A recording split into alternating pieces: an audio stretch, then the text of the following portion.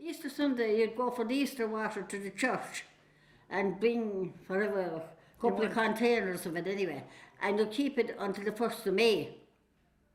And you'd get out your bottles in, and you'd do the house first with it.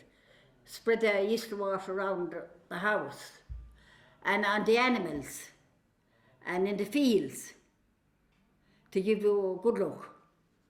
If you didn't, they said that they take,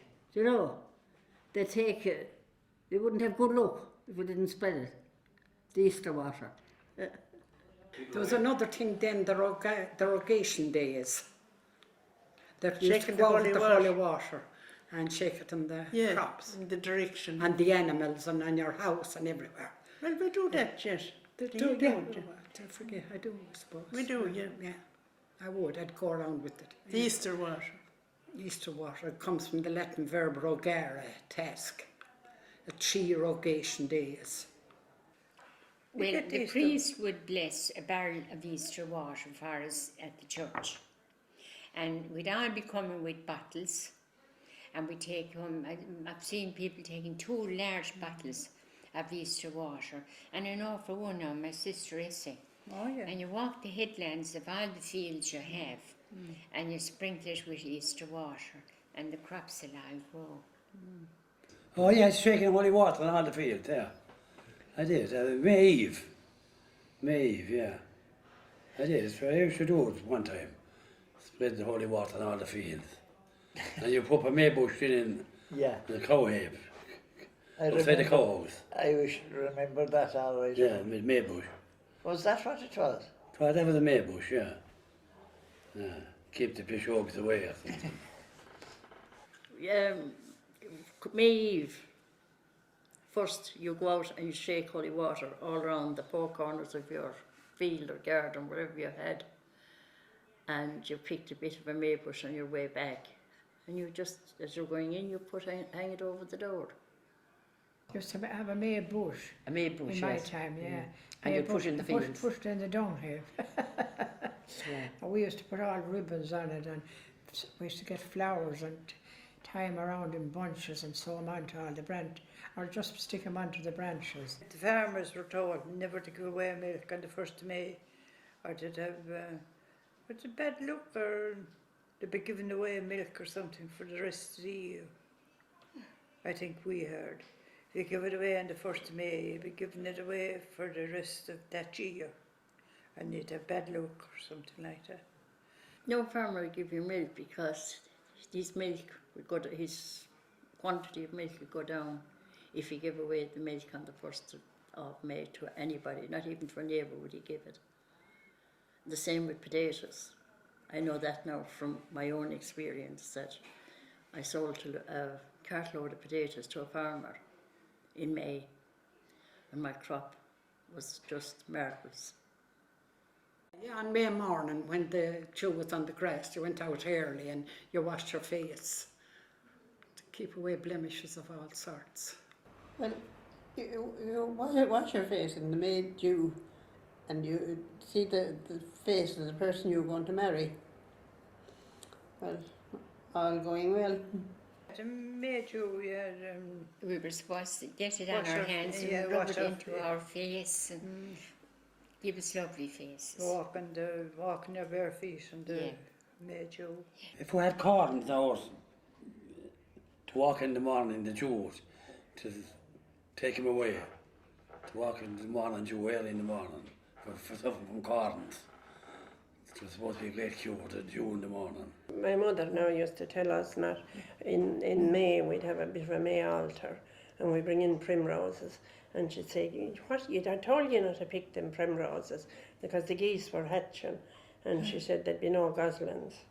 Oh yeah, if a May morning now, if we went out and found eggs in your land, the eggs was what you'll take your health.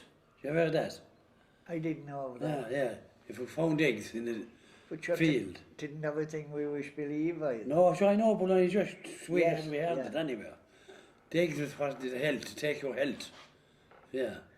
If somebody wished you bad luck, they would bury bacon somewhere on your farm, on the land.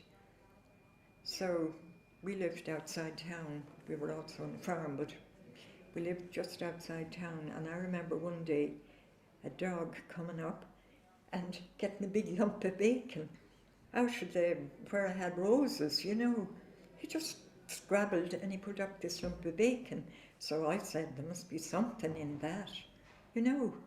So I don't think we didn't have bad luck after it. You see, if we get found an egg in the drill the spuds is all rot. Yeah, it's all rot. They used to put eggs in the drill the spuds before. We were told that anyway. We were told. If we found them anyway, spuds that do no good for the year. No good, yeah. When a cow would calve, the first thing that was done was an egg was put into it, get the calf's mouth, just cracked, and the calf would swallow it. And they'd get fists of salt and throw it all over the calf, and the cow would lick it.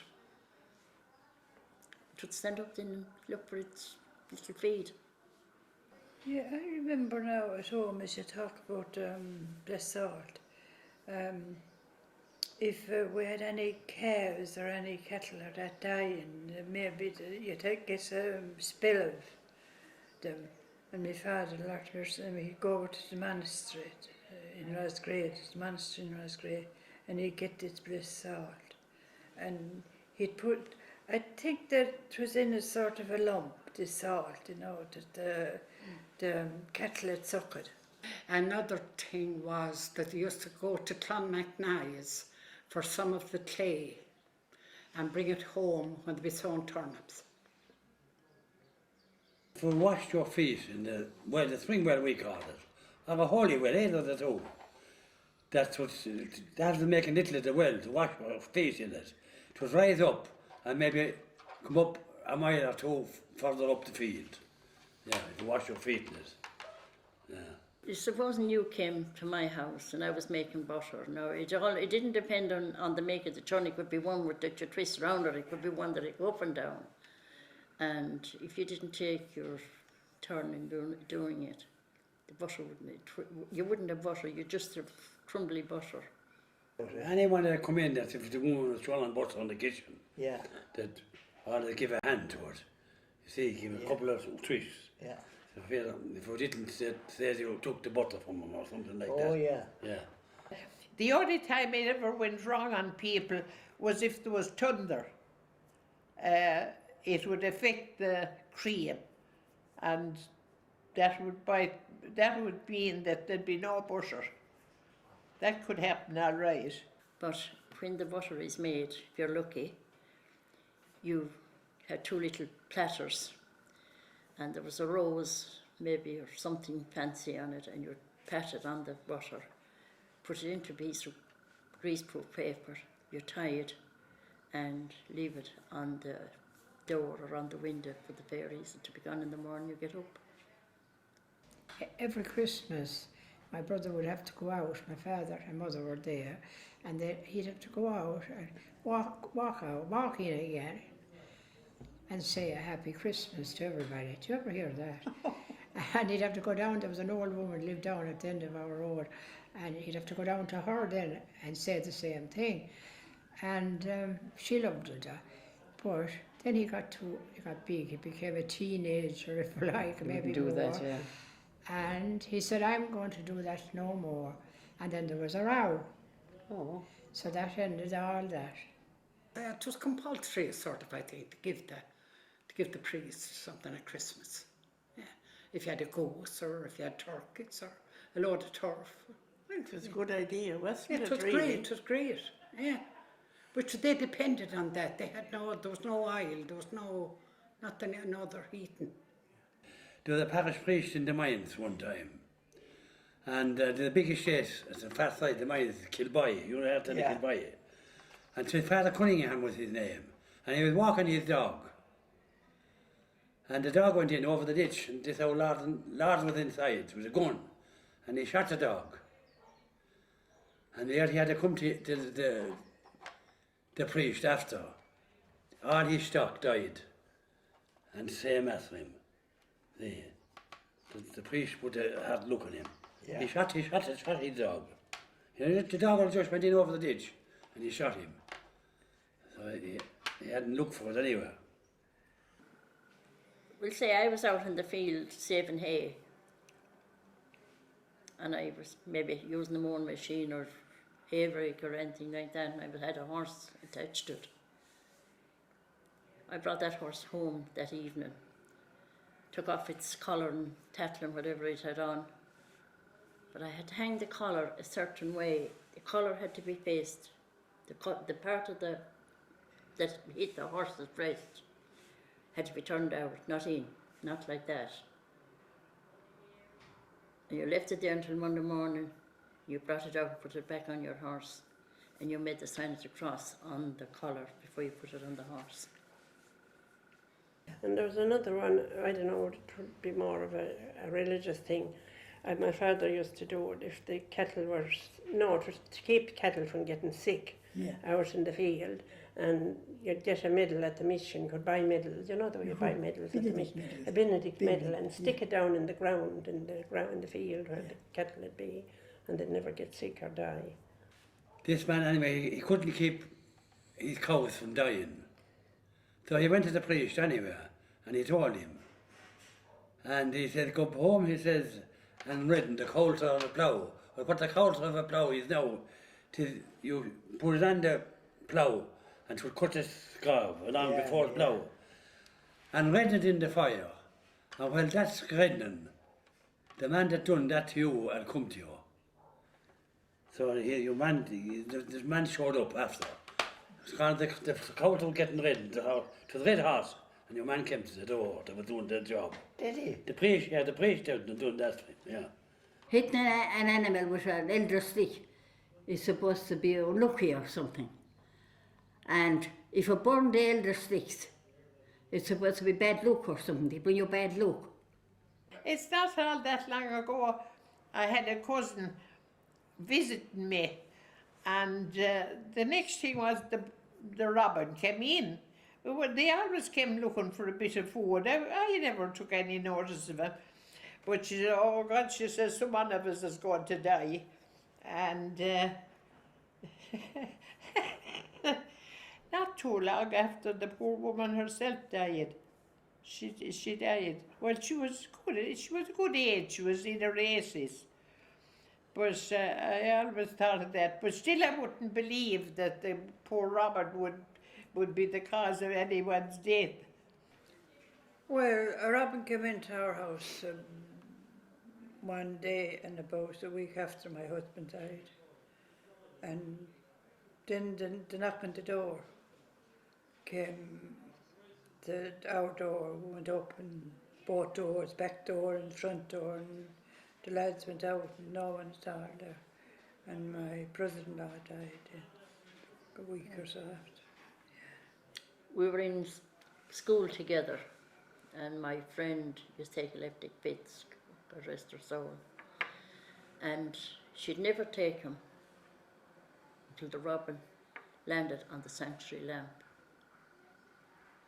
And she died. He used to always turn around and kind of sing his little tune. And he came in this morning, and he never whistled or anything. We knew she was gone. She went to one of them. Oh, I did. I know about the robin. Or if a robin comes in and was back out, that's a sure sign of a death. If he flies into the house and he just comes in and goes back out. Or a lonely swan in a lake is a sure sign of death. If you had say you had a lamp hanging on the wall, a lamp and a candle, and someone else lit something else, that'd be 3 lights. And that was supposed to be a sign of a death as well. Death in the house. I heard my brother saying that before my father died, he was coming home from somewhere one night and he heard the Banshee. And he said, that's a sign of something. And he told me that a few nights after, a few days after, his father died. If we picked up a comb off of the road, the Banshee would come knocking at the window at night time, looking, you should never pick up a comb. Now a knife.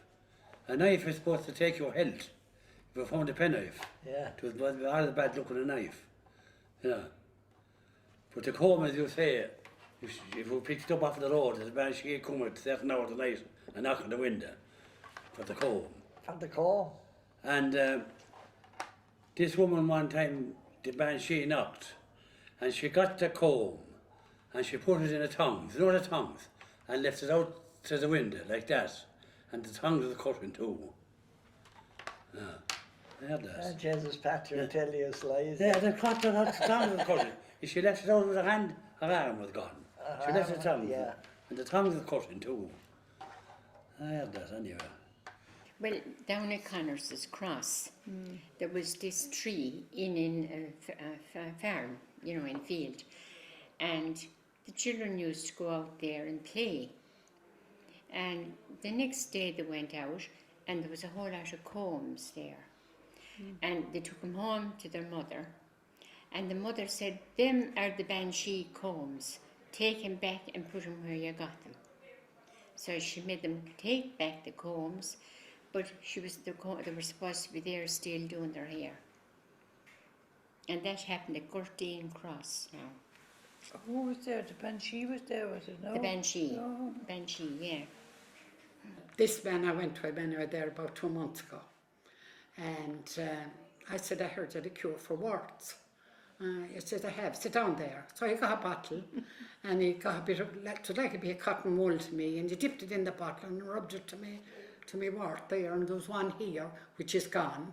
This one I still have it, and anywhere else you have one, he says, or something like that. And I says, what am I to do now? He says, you're to go to the church and say 1 Our Father and 3 Hail Marys and light a couple of candles, as often as you like. I've done that, but the wart isn't gone yet. The word This one is gone though. That was on my neck.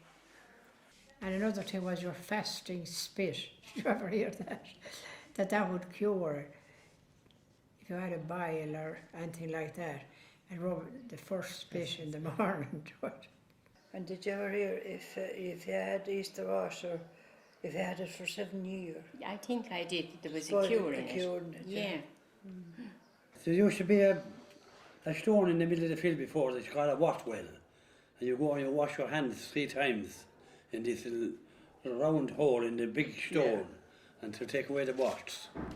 I heard about it, but I never went there. Yeah, I was never near. One additional hall school, Wart well. Oh yeah. There is, yeah. There was someone coming in here, and he had a terrible leg, and he said he made the dog lick it, and it got better, in spite of all the medicines and whatever, yeah. I heard tell of a man that just if you got burnt, if they licked a frog, an archlooker's belly, they could cure the burn. I never heard that. Well, I did, and they done it, and it was cured. I don't know what an archlooker is. It an archlooker or a frog? Well, if we take and stick to a force, and if we got a pot and die of a thorn or anything like that, you could lose your eye. Yeah. You should never meddle with a fortress there. No, that's what you shouldn't. No, never meddle with it. Although it is done. There's a bulldozer in them now. Yeah, and there used to always be underground from one fort to another. That's right, yeah. Do you ever hear of that? And where you see 1 fort, you'll see 3. You see 3. Yeah. If you believe it. Yeah. When you go into a fort, you can count 3. 1, 2, 3. You stand in one, you can count 2 more. Yeah. You'll see it from where you're standing. It was easy to make fools out of us. Yeah. You're not supposed to do anything to the fort. If you took sticks or anything, or touch it, you get bad luck. Supposed to get bad luck. Your family would have bad luck. So you couldn't touch the fort. I know people now, and they were farmers, nice farmers, and they never had a decent fire, and they had 5 or 6 grand ash trees in the fort. One time they cut one of them anyway, and that's the cow. For no reason at all, and they said it was the fairy fort. No man that went out to, like Mrs., to get some firewood, really it was. But he didn't see Mass the following Sunday. And he was, like Mrs. there, the neighbours begged him not to do it, not to go into it. And he said he would. He said that he didn't believe in it. His funeral was, he was being buried on a Sunday. I remember all right, this man, he was supposed to have taken wood out of the fort, and everybody kept saying that he'd be, the fairies would jinx him, and he had a bit of bad luck seemingly through, in his coming years, and they blamed him for, they said it was because he took the sticks from the fairies.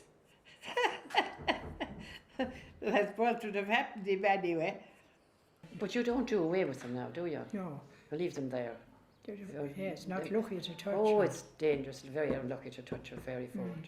Or a mess pet. But that's only another pish. Well, they won't do it. Well, I remember we'd be sent out in the evenings after school to pick little things, brishna they call it. It was to start the fire. And there was beautiful ones in the old fort because no one would pick them. And you'd look in at those beautiful, we were terrified. And we'd love to have gone in, we're walking over into the fort. But we used to steal into the fort now and again, and it was full of bluebells. That's right. But we wouldn't pick the bluebells there. And they were lovely, lovely bluebell flowers. We were scared of a fort. I would be to this day. Or a mess pet, I wouldn't touch it, anything like that now. And if there was a very cute child or very clever child, some they had they'd say, oh, that little one, that one's going at the fairies. She knew so much, you know. So she's going at the fairies. Yeah, you can't stop anyone going through your land if they have this mess patches in it. There was one where I lived too. You could go, if I were to go all around the road, you'd have to go about 2 miles, and you could go across and cross this mess path. Yes, that's what you say. And right in the middle of the field. And the field was right near where I lived. It wasn't ours, but it was beside it. And some man went astray one night, coming down that path. They were playing cards or something. Yeah. And someone told him that what he should have done is turn your coat inside out, and you'll find the mess path. You'll find the path again. Yeah. Now, whether that's true or not, I don't know. People playing cards at night time, you know, and if they left before 12 o'clock, they had no problem of going home across the field. But if after 12 o'clock then at night, the dead hour of the night, they couldn't get out of the field, couldn't reach the gates. The gates would be there and they couldn't see it. So they'd take off their coats and they say a prayer and all is over then. That's what I heard anyway. Used to be in the pub before they left. A man got lost in the field and he couldn't get out of it. So he turned his coat and then he got out. Just say there's something to it. A fairy, don't we have a fairy blast? A fairy blast is called. The fairies would be after you. And I suppose if you didn't do those things, turn your coat or that, it was bad, you wouldn't be able to get out. Unless somebody came on you or something. But I often heard that if you go into a situation like that where you'll be going around and round, turn your coat inside out and put it on. And you get on the right path. There was people shot, you know, years and years ago. And in the very place where the man was shot, the horse wouldn't pass it. And unless you said to some prayer, you would say over it, and the horse would walk away. There's something now that says, like Morgan Bryan, I do nothing to you. This man, the name of Morgan Bryan was shot. Yeah. Morgan Bryan, I do nothing to you, and the horse walked away. When he said it words. Yeah. We'd all be terrified if we were out in a winter's evening and it was dark and if we met a black dog on the road, we'd be terrified, thinking it was Dowl fella. Thinking it was the devil himself. But that was all, sure we grew up afterwards, it was all nonsense. There was supposed to be a ghost in this house, you know, and there was supposed only someone acting up maybe or something, but anyway, there was supposed to be a ghost in this house, and this lad said he wouldn't be afraid of it. You know, he'd sit there all night, you know, and if he comes, I won't be afraid, you know. So anyway, the lad came on and said, nobody here but you and I. Nobody here but you and I. If I had other boat on, says your man, there'd be no one here near yourself. Fair enough. Well said, Lynn.